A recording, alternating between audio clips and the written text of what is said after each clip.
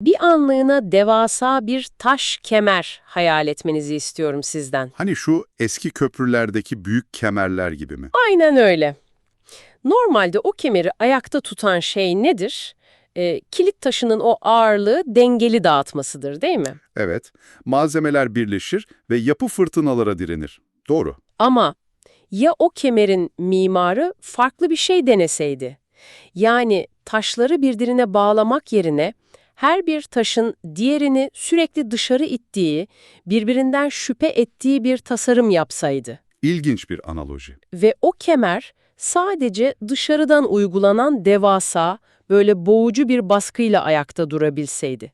Dışarıdan bakıyorsunuz sarsılmaz bir yapı ama içerideki her bir zerre yanındakinden ölümüne korkuyor. Sadece o ezici baskı sayesinde parçalanmaktan kurtuluyor. Aslında o dış baskı aniden ortadan kalktığında da taşları tutacak hiçbir bağ olmadığı için saniyesinde tuzla buz olacak bir yapıdan bahsediyoruz burada. Kesinlikle. Totaliter sistemlerin o toplum mimarisi tam olarak bu fiziksel anomali üzerine kuruludur zaten. İnsanların birbirine olan o doğal güven bağı sökülüp alınır, yerine sürekli bir teyakkuz hali yerleştirilir. İşte bugün bu derinlemesine incelememizde tam da bunu konuşacağız. O taşların arasına harç yerine şüpheyi dökel, o mekanizmanın yani ihbarcılığın anatomisini masaya yatırıyoruz. Ki elimizde gerçekten çok çarpıcı kaynaklar var bugün. Aynen öyle. Bugünü bizim için özel kılan kaynaklar son derece ilgi çekici bir arka plana sahip. Önümüzde üzerinde Exile Lab International, kurumsal hafıza birimi, arşiv sistemi damgası bulunan görsel bir kayıt var ve bağımsız araştırmacı Sapar İklim'in yazdığı İhbarın Mantığı başlıklı çok detaylı bir metin. Sapar iklimin, resmi adıyla Sapar Yıklimov'un yöntemi çok farklıdır aslında. Kendisi 19. yüzyıl Orta Asya tarihi ve Rus İmparatorluğu'nun yayılma süreçleri üzerine uzmandır. Evet. Devletin o resmi arşiv belgeleriyle sıradan insanların anılarını çarpıştırıyor. Amacı sadece ne olduğunu bulmak değil, o devasa çarkların gerçekte nasıl döndüğünü deşifre etmek. Siyasi kontrolün gündelik hayata nasıl sızdığını anlatıyor. Hedefimiz de tam olarak bu bugün. Neden burada olduğumuzu da dinleyicilerimize özetleyeyim. İnsanların birbirini ihbar etmesinin neden basit bir kültürel hastalık olmadığını, aksine çok ince hesaplanmış bir yönetim teknolojisi olduğunu anlamaya çalışacağız. Çünkü Sapar iklimin metni o yüzeysel bakış açısını tamamen reddediyor. Hani insanların komşusunu veya mesai arkadaşını şikayet etmesi bir ahlaki zayıflık değildir diyor. Bir mühendislik harikası diyor yazar buna, değil mi? Kesinlikle son derece rasyonel bir yönetim teknolojisi. Biz de bu incelemede Sovyetler Birliği laboratuvarından çıkıp bugün bu sistemin en konsantre mirasçısı olan Türkmenistan'a uzanacağız. Rejimlerin silahlarla değil fısıltılarla nasıl ayakta kaldığını göreceğiz yani. O zaman bu makinanın motor dairesine inelim diyorum ben, sayılara bir bakalım. Rakamlar gerçekten çarpıcı çünkü. İnsanı nefessiz bırakıyor cidden. Sapar Eklim'in araştırmasındaki o istatistiklere bakıyorum. Stalin döneminde sadece resmi kurumların ürettiği ihbar sayısı 7 ila 10 milyon arasında. İnanılmaz bir rakam. Daha spesifik bir veri de var. 1937 ve 38 yıllarında o büyük terör döneminde NKVD'ye yani Sovyet gizli polisine ayda tam 200 bin ihbar mektubu gidiyor. Ayda 200 bin. Düşünün yani bu rakama bakınca insanın aklına otomatikman şu geliyor. Hani herhalde toplumun yarısı diğer yarısını ispiyonlamak için daktilo başında sıraya girmiş. Herkes fanatik birer rejim bekçisi falan zannediyorsunuz. Aslında yazarın temel argümanı da tam burada başlıyor. Bu rakamların yarattığı illüzyon sistemin en büyük başarılarından biri. Ne demek bu tam olarak? Yani o 10 milyonluk ihbar dağına bakıp milyonlarca sadık ihbarcı vardı derseniz rejimin vermek istediği o monolitik güç imajına kanmış olursunuz. Uzmanların tahmini o mektupları yazanların milyonlar değil, muhtemelen yüz binler civarında olduğu. Bekle, o zaman bu sayılar nasıl bu kadar şişiyor? Sosyal medyadaki o troll orduları gibi bir şey mi bu? Çok doğru bir benzetme. Hani bazen bir konu hakkında öyle bir linç başlar ki sanki bütün dünya aynı fikirde sanırsınız. Aynen öyle. Ama verileri bir kazarsınız, arkasında topu topu birkaç yüz kişiden oluşan organize bir grup çıkar. Etki devasadır ama aktör sayısı küçüktür. O dönemdeki bu mekanizma da böyle bir illüzyon muydu? Tam olarak böyle çalışıyordu. O ihbarların çok büyük bir kısmı zaten isimsizdi. Yani bir kişinin kaç mektup yazdığını ölçmek imkansızdı. İkincisi, bu gönüllü bir sadakat falan da değildi. Zoraki yapılıyordu yani. Tabii. İnsanlar sorgu odalarında, işkence altında veya sadece ailelerini korumak için boş kağıtları imzalıyorlardı. Bir de seri ihbarcılar var. Asıl sayıyı şişirenler onlar. Seri ihbarcı mı? Evet, sistemin açığını bulan bir bürokrat düşünün. Kendi departmanında terfi etmek için üstlerini veya rakiplerini tasfiye etmek istiyor. Oturup tek başına onlarca, yüzlerce sahte ihbar mektubu üretebiliyor. Vay be. Yani sistem o 10 milyon mektubu gerçek vatanseverleri bulmak için falan değil, o korku ekosistemini yaratmak için kullanıyor. Kesinlikle öyle. Ama benim kafama takılan çok temel bir mantık hatası var burada. Şimdi devletten bahsediyoruz. Elinde ordusu var, polisi var, silahları var. Yukarıdan aşağıya uyguladığı baskı mutlak zaten. Devlet zaten bu kadar güçlüyse, milyonlarca ihbarcıya ihtiyacı yoksa neden bu gözetimi mahallelere kadar sokmaya çalışıyor? Dikey baskı yetmiyor mu? Neden insanları birbirine düşürüyor? Çünkü dikey baskı bedeni kontrol eder ama zihni teslim alamaz. Totaliter bir rejimin hayatta kalması için günlük hayata sızması gerekir. Yazar buna yatay gözetim diyor. Yatay gözetim. Evet, devlet her evin mutfağına polis dikemez. Kamusal alanla özel alan arasındaki o sınırı yok etmesi lazım. Toplumu güvenlik aygıtının bir uzantısına dönüştürüyor ki özel güven tamamen yıkılsın. Güven yoksa dayanışma olmaz diyorsunuz. Aynen öyle. İki insan birbirine güvenirse oturup rejim hakkında dertleşebilir. Bu empatiyi doğurur. Empati dayanışmayı, dayanışma da direnişi doğurur. Rejimin en korktuğu şey budur. Toplumun atomize edilmesi gerekiyor. Atomize olmak. Yani bir annenin kendi oğlunun yanında bile siyaset konuşurken sesini alçaltması demek bu.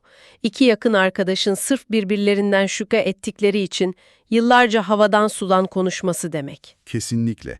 Kökleri birbirinden koparılmış, yapayalnız ağaçlara dönüşüyor insanlar. Peki ama burada büyük bir kriz çıkmıyor mu devlet açısından?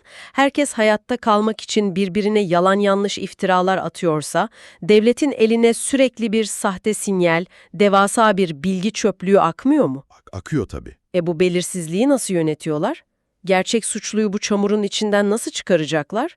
Burada büyüleyici olan şey şu aslında. Devletin o gerçek bilgiye ihtiyacı yok ki. Nasıl yok? Yok, çünkü rejimin gözünde zaten herkes potansiyel olarak şüpheli. Kimin gerçekten sadık olduğunu bilmelerinin imkanı yok.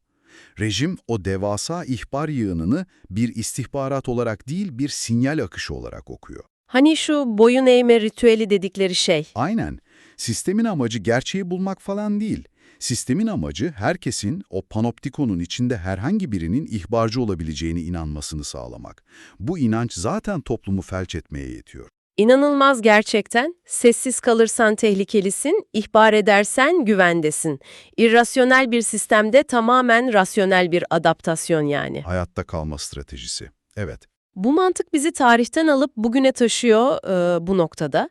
Sovyetler yıkılınca biz bu gözetim mantığı bitti sanıyorduk ama yazar Sapar İklim'in işaret ettiği bir laboratuvar var günümüzde. Türkmenistan. Evet, Türkmenistan. Ülke Sovyet güvenlik mimarisini dağıtmamış, aksine onu almış, geç Sovyet formunda dondurmuş ve daha da şiddetlendirmiş.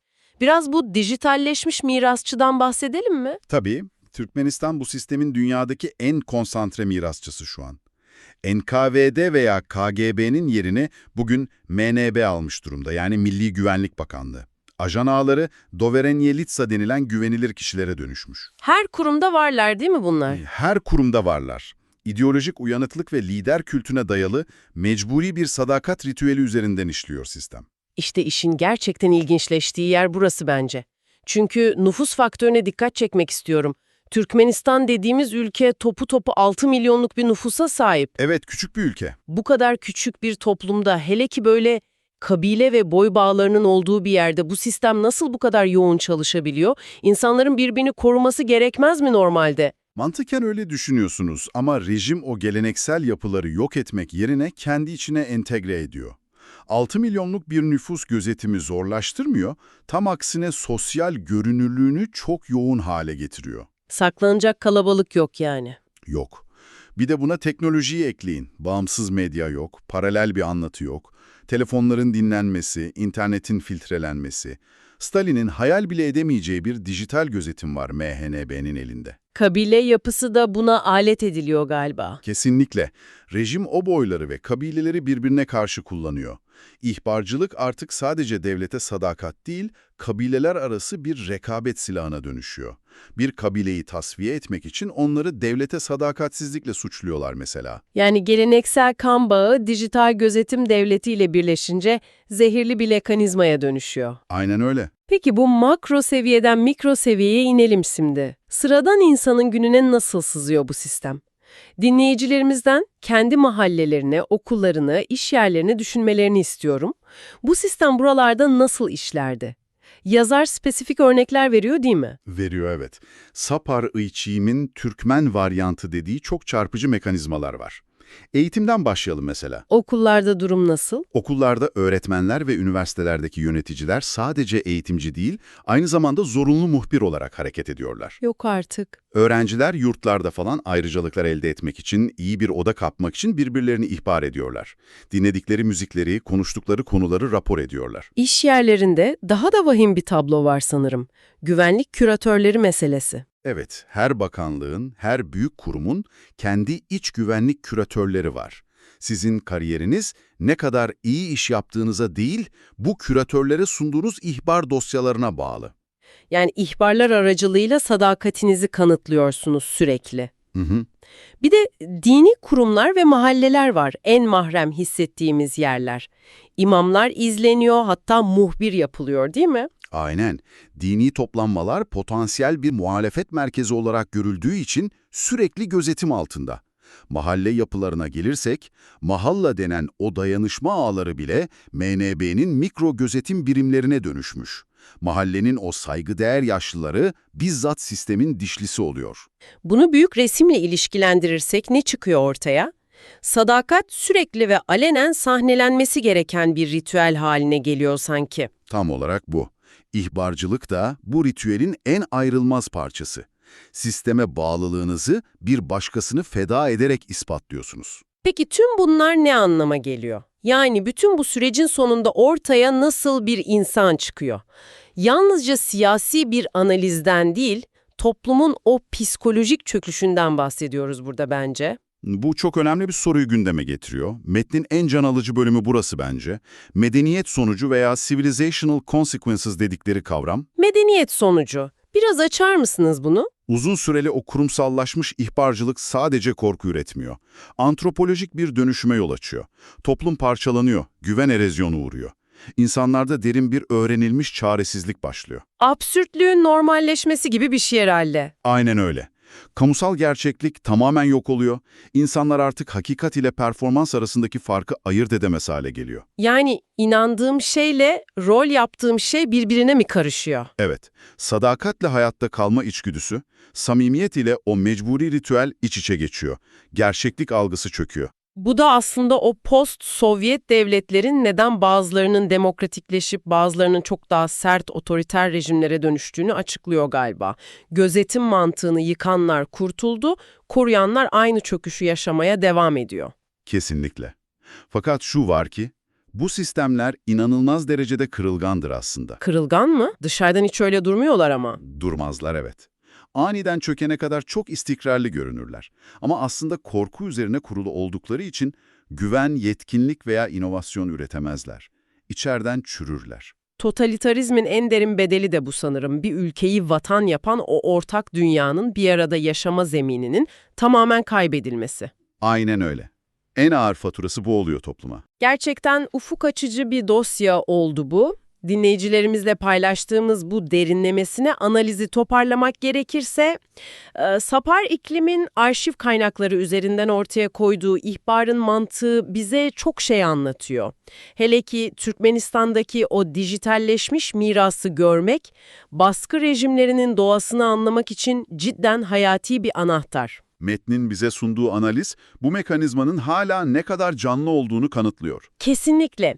Vakit ayırdığınız ve bu zor ama bir o kadar da önemli konuları bizimle birlikte keşfettiğiniz için çok teşekkür ederiz.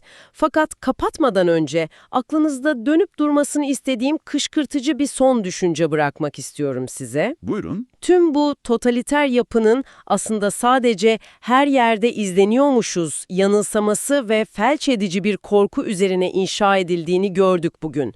Ve bu sistemler aniden çökene kadar stabil kalıyor dedik. Peki ama sizce o kırılma anı nedir? Evet, çok kritik bir soru bu. Düşünün, koca bir toplumun, gözetim aygıtının aslında onların o devasa sayıları karşısında tamamen kör olduğunu kolektif olarak fark ettiği o an.